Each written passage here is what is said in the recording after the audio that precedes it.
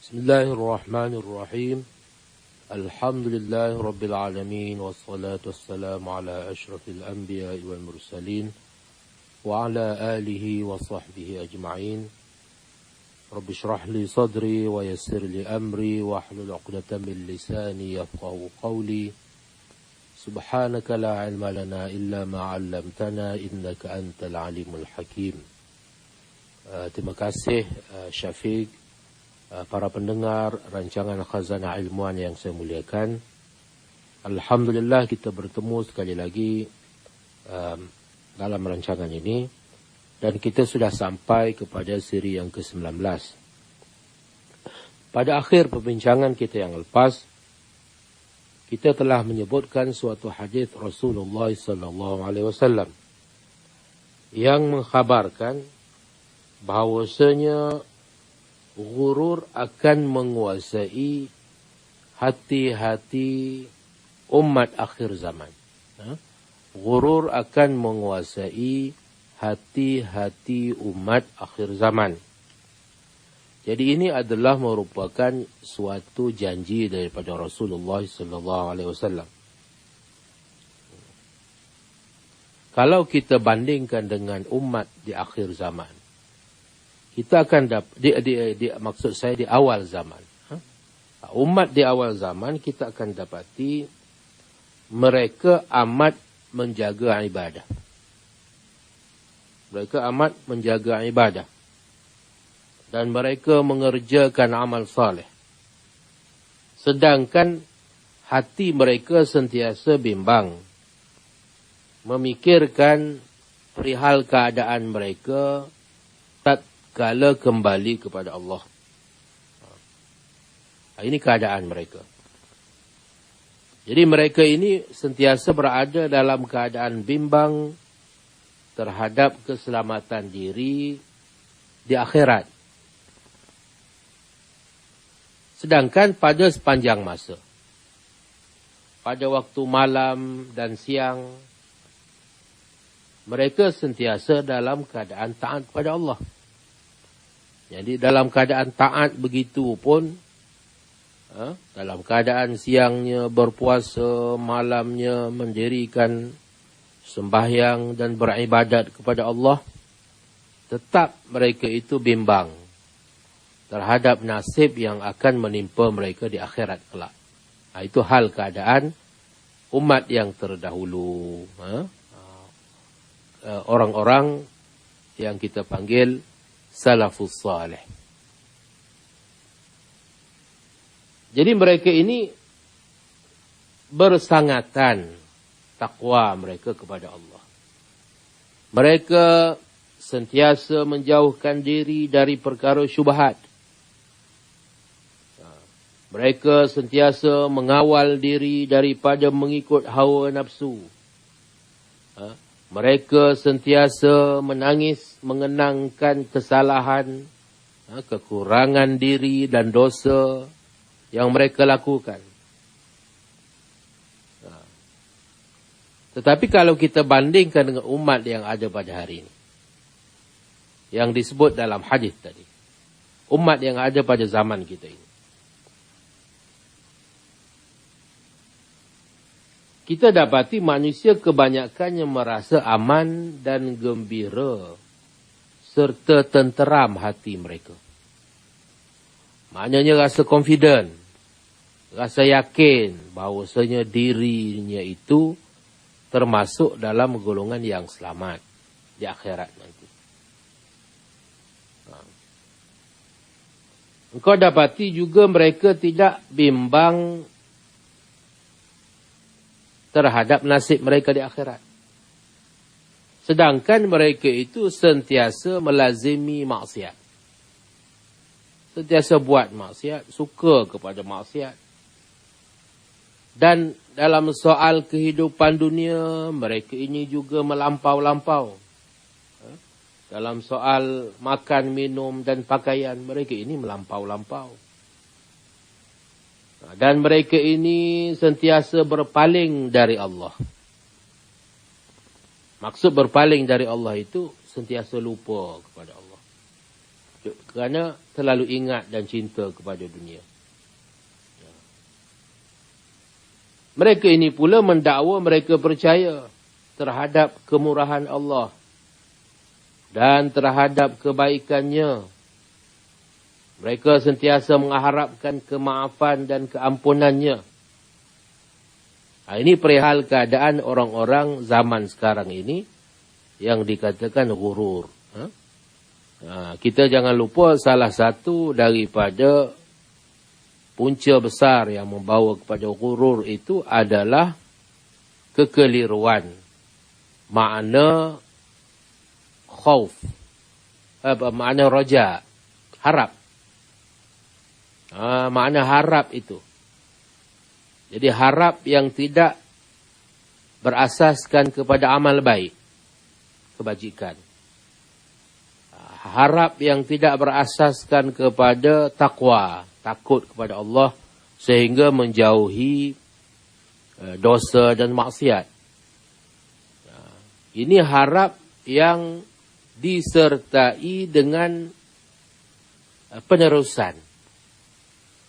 Penerusan segala dosa dan maksiat. Penerusan terhadap sifat malas beribadat kepada Allah. Jadi harap yang semikian itulah yang kita maksudkan dengan ghurur. Harapan yang sia-sia. Harapan yang tidak bersandarkan kepada apa-apa. Jadi mereka yang demikian, sifat dan pembawaan mereka itu, seolah-olahnya mereka ini mengetahui sesuatu yang tidak diketahui oleh para nabi, yang tidak diketahui oleh para sahabat, dan tidak diketahui oleh para salafus salih, kaum salaf, umat terdahulu yang saleh, daripada kalangan tabi'in, pada kalangan tabi'in, yang dipanggil salafus salih. Seolah-olahnya mereka ini tahu lebih daripada mereka itu. Sedangkan mereka itu sentiasa bimbang, takut, memikirkan perihal nasib yang akan menimpa mereka di akhirat nanti. Walhal mereka itu sentiasa dalam keadaan beribadat. Sentiasa dalam keadaan memelihara diri daripada maksiat.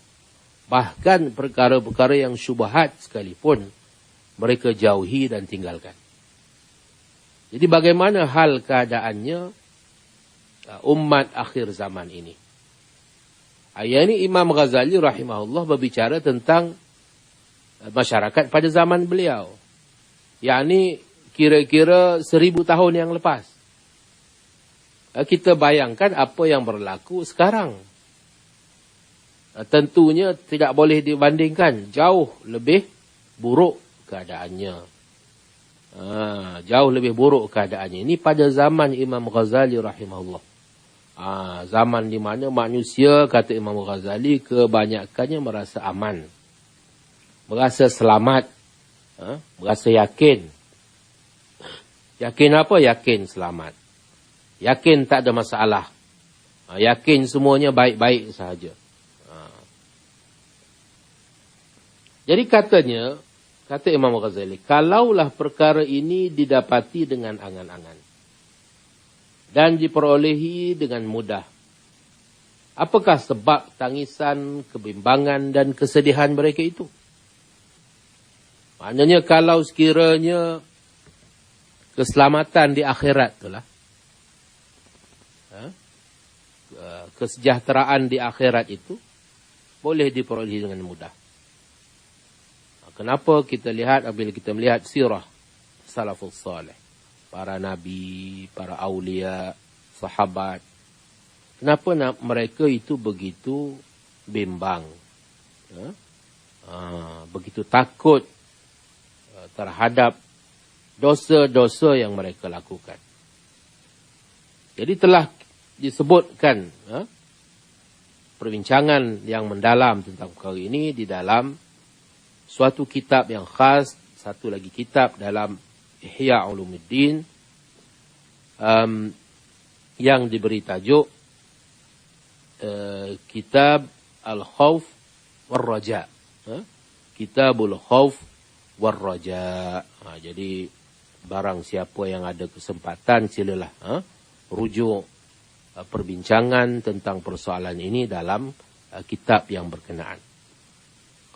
Sehubungan dengan perkara itu, Rasulullah SAW telah bersabda dalam sebuah hadis,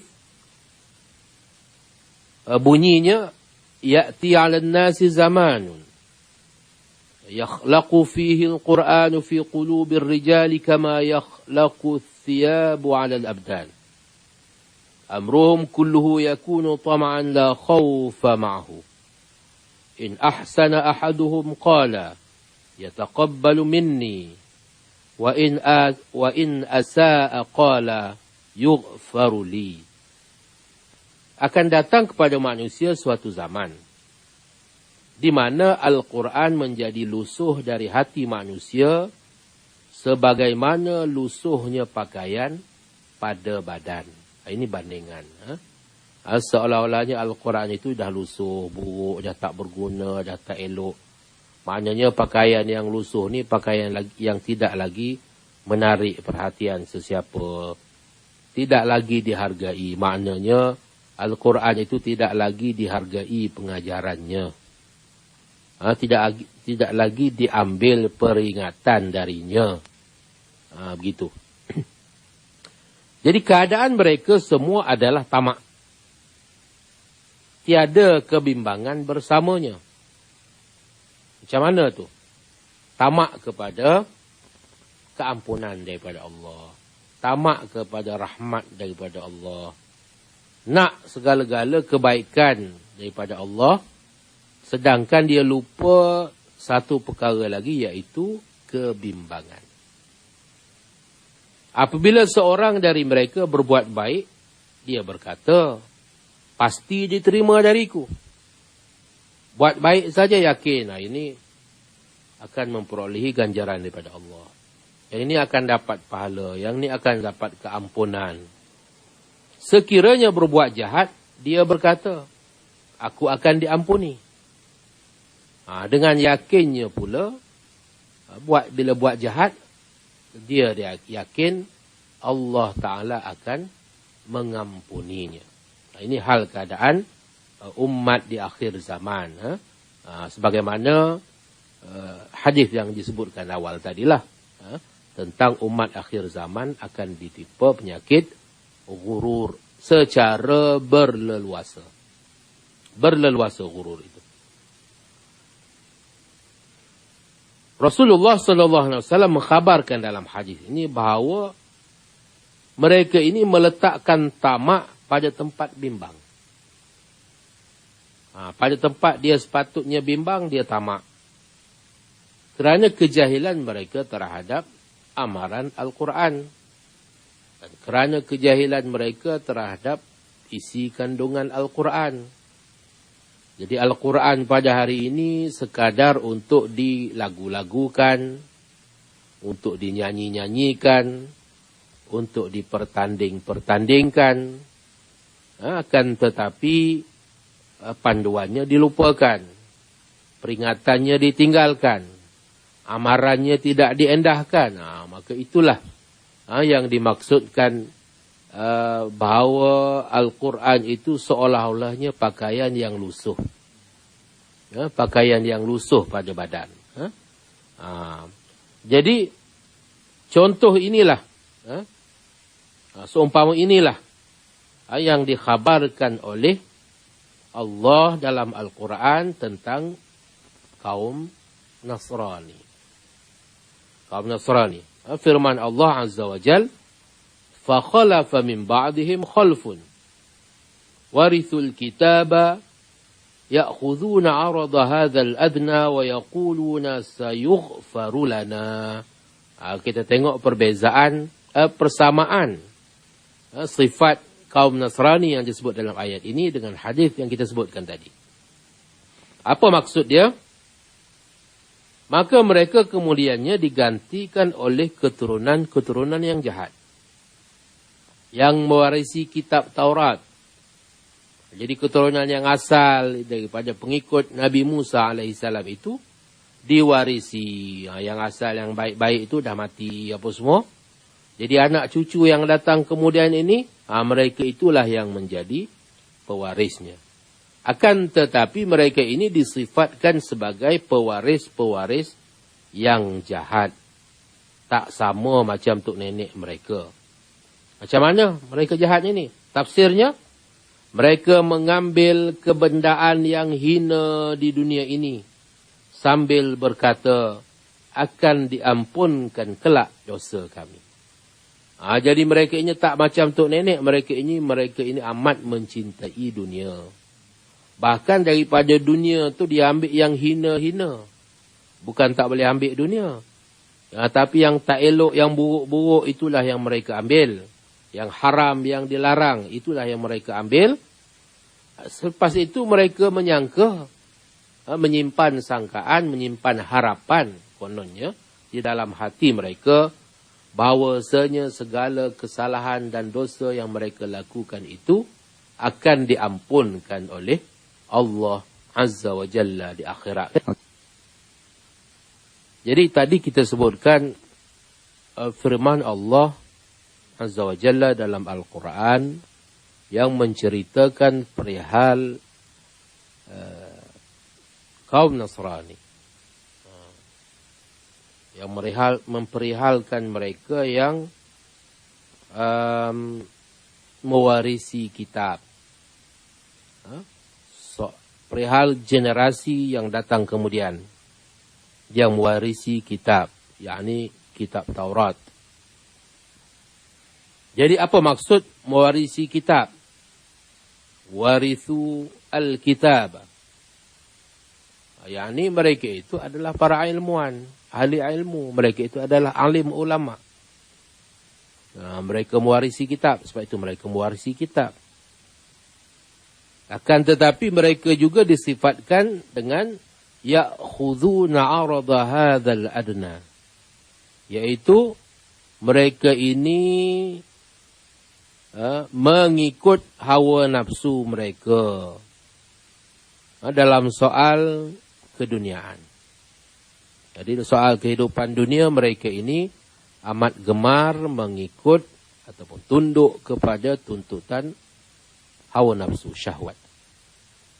Jadi tidak kira sama ada halal atau haram. Halal pun jalan, haram pun jalan.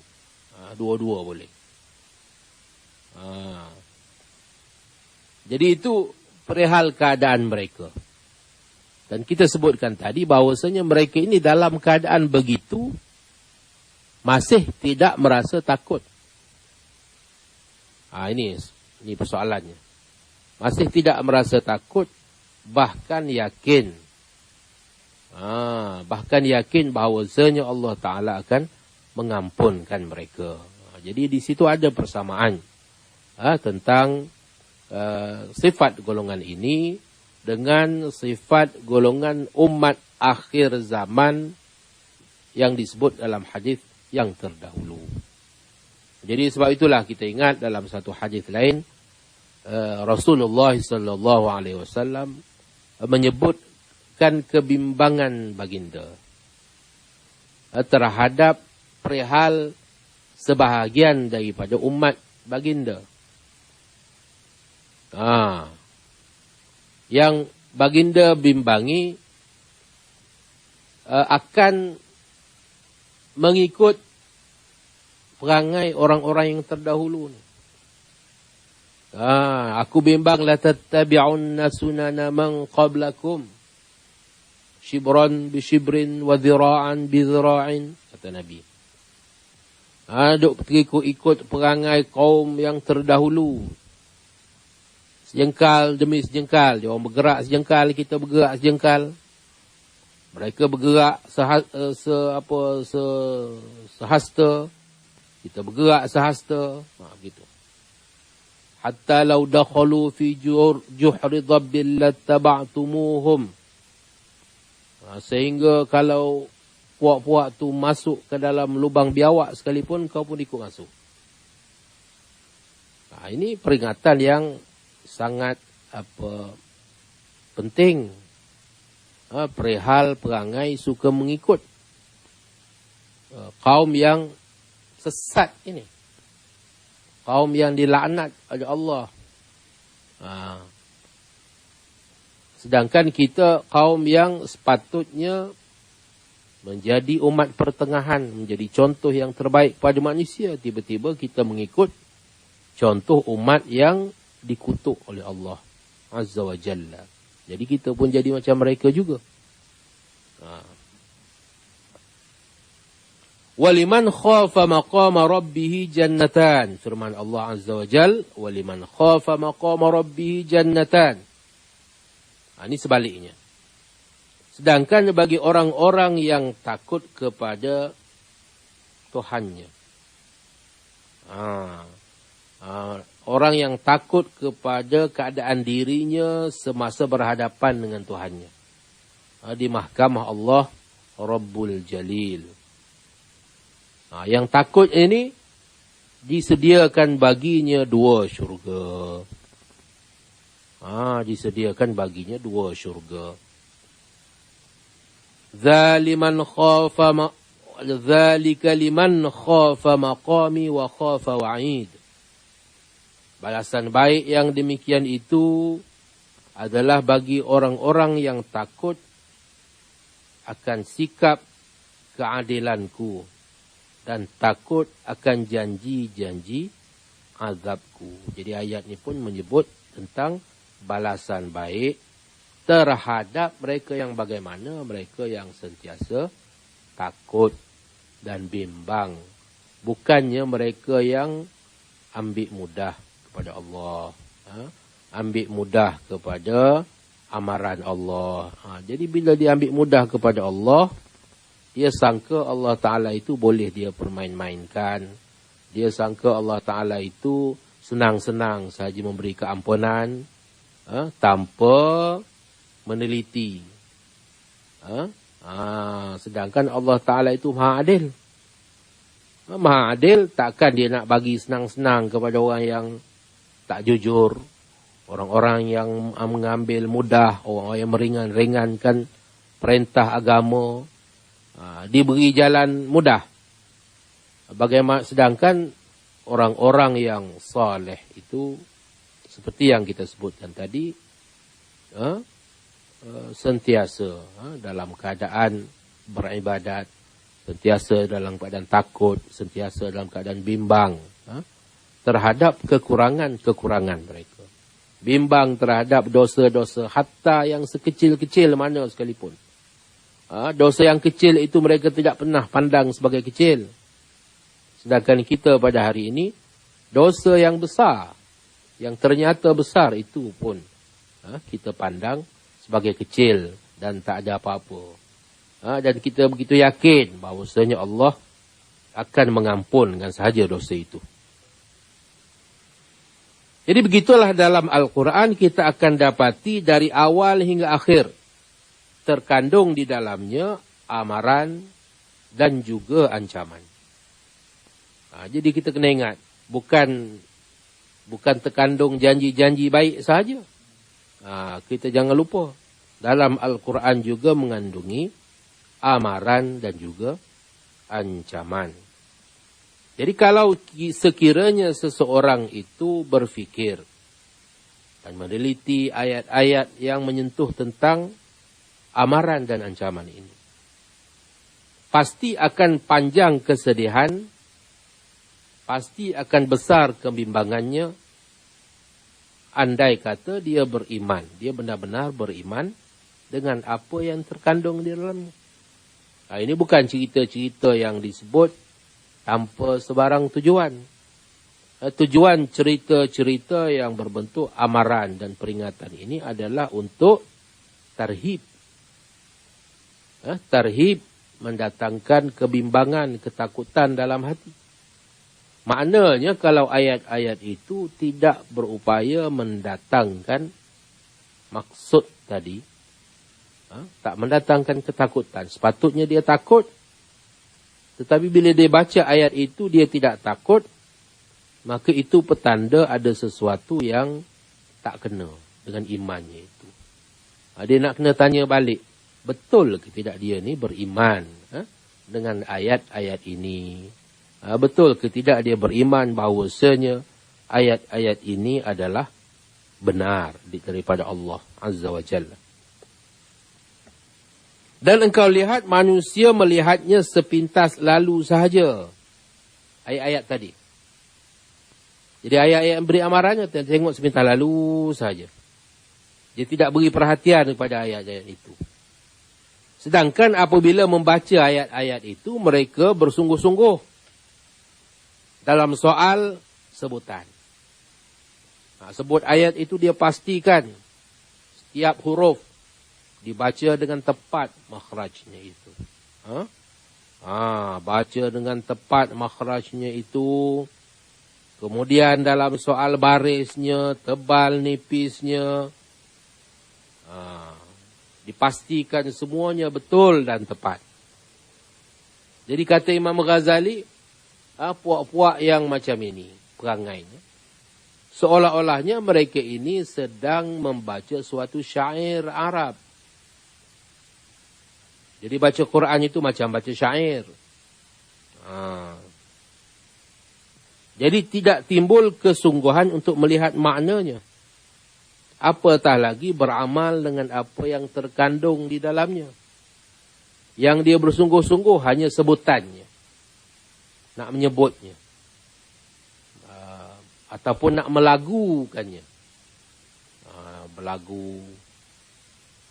Bertajwid. Itu saja. Jadi, adakah ghurur yang lebih besar daripada ini? Kata Imam Ghazali. Ada ke tidak lagi ghurur yang lebih besar daripada ini? Ini adalah merupakan sebesar-besar ghurur. Jadi semua ini adalah merupakan ghurur. Contoh-contoh ghurur. Terhadap Allah. Semua yang kita bincangkan tadi adalah merupakan contoh-contoh ghurur terhadap Allah. Maknanya tipu daya, salah tanggap, salah faham terhadap Allah. Dia ingat Allah itu apa? Itu maksudnya ghurur ni. Ghurur tentang Allah maknanya dia salah faham. Allah ni lain, dia tak kenal Allah. Bila dia tak kenal Allah, maka macam-macam khayalannya tentang Allah. Jadi khayalan yang salah inilah yang akhir sekali membawa kepada sikap dan juga perbuatan yang menyeleweng akhir sekali. Sebab itulah maka kita setiap minggu mengajak para pendengar mengikuti perbincangan kita tentang masalah ghurur ini sebagaimana yang dibahaskan dengan teliti oleh Al-Imam Hujjatul Islam Al-Ghazali rahimahullah dalam kitab beliau Ihya Ulumuddin.